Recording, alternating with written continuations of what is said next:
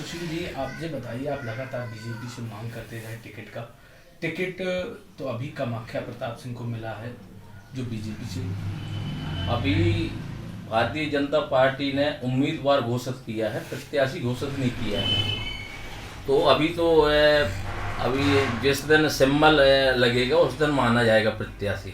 तो आपने अभी नामांकन भरा, किस पार्टी से भरा? हमने भारतीय जनता पार्टी से भरा है। भारतीय जनता पार्टी की हम सिपाही हैं।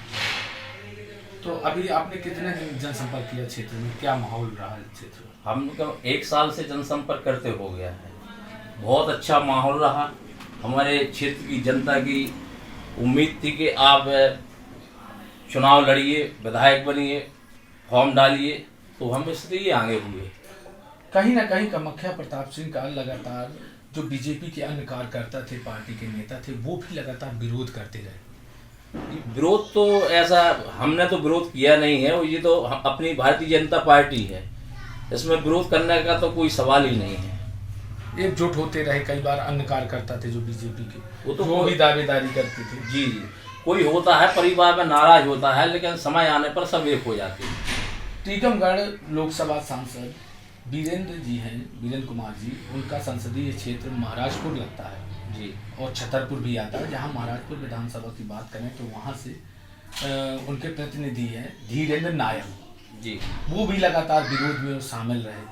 तो वो सब मिलाकर कई लोग बीजेपी का विरोध करते रहे कामाख्या का, कि पिता के बाद पुत्र को टिकट दी गई। दावेदार कई थे, मगर वहाँ टिकट नहीं मिली और लास्ट में आपने 30 तारीख को एक अपना नामांकन भर देते हैं बीजेपी से। वो तो देखो उनकी नाराजगी ठीक है। वो वरिष्ठ कार्यकर्ता है भारतीय जनता पार्टी के, इसलिए उन्हें नाराज होकर ये शब्द कहा है। बाकी कोई अलग नहीं है। समय आने पर सब एकजुट रखेंगे, एकजुट रहेंगे जी। तो अगर ये कहीं लगता है कि आपको मन में कि कामाख्या जी को सिंबल नहीं मिलेगा लास्ट में, ये हो सकता है। ये तो पार्टी का काम है, इसलिए तो हमने डाला है फॉर्म। तो कहीं ना कहीं ऊपर से इशारा भी जी, ऊपर से इशारा हुआ, इसलिए हमने फॉर्म डाला है। ऊपर तो जिसको भारतीय जनता पार्टी सिंबल पकड़ाएगी वही प्रत्याशी कहलाएगा। उसी के साथ सब लोग मिलकर काम करेंगे।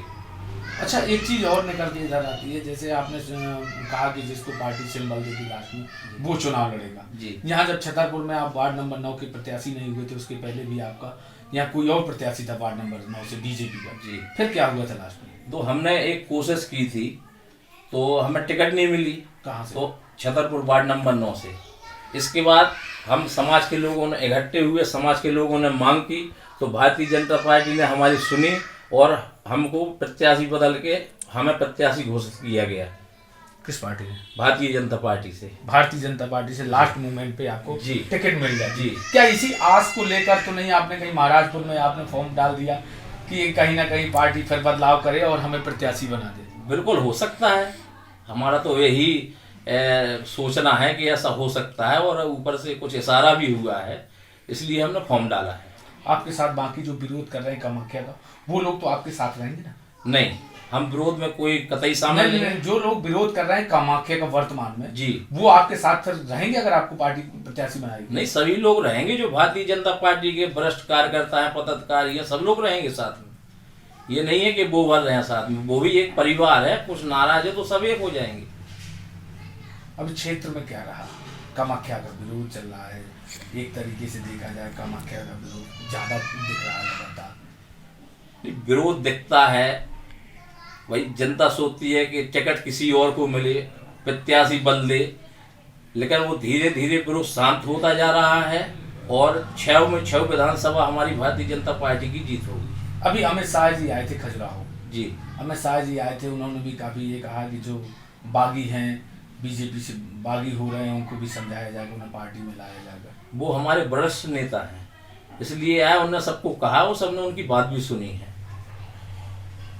आपने जैसा कहा कि उनकी बात को रखा गया, कहीं ना कहीं रखा गया है, और उसके बाद ठीक बात आप जाके बीजेपी के ही प्रत्याशी नहीं घोषित थे, फिर भी प्रत्याशी नहीं, तो कहीं ना कामाख्या को बीजेपी ने तो अपना प्रत्याशी घोषित ही कर दिया था। उसके बाद भी तो आप अमित शाह की बात काट के तो पहुंच गए ना।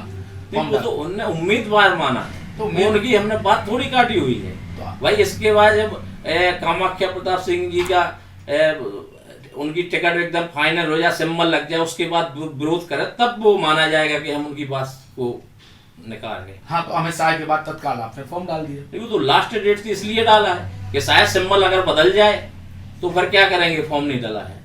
ये थे हमारे साथ सुशील सोनी। इनका कहना है कि लास्ट मोमेंट में अगर बीजेपी कहीं सिंबल बदल देती, हमें दे देती है और कामाख्या को टिकट सिंबल नहीं मिलेगा तो हम यहाँ से महाराजपुर से प्रत्याशी भी घोषित हो सकते हैं। छतरपुर से TV9 के लिए प्रदीप सिंह।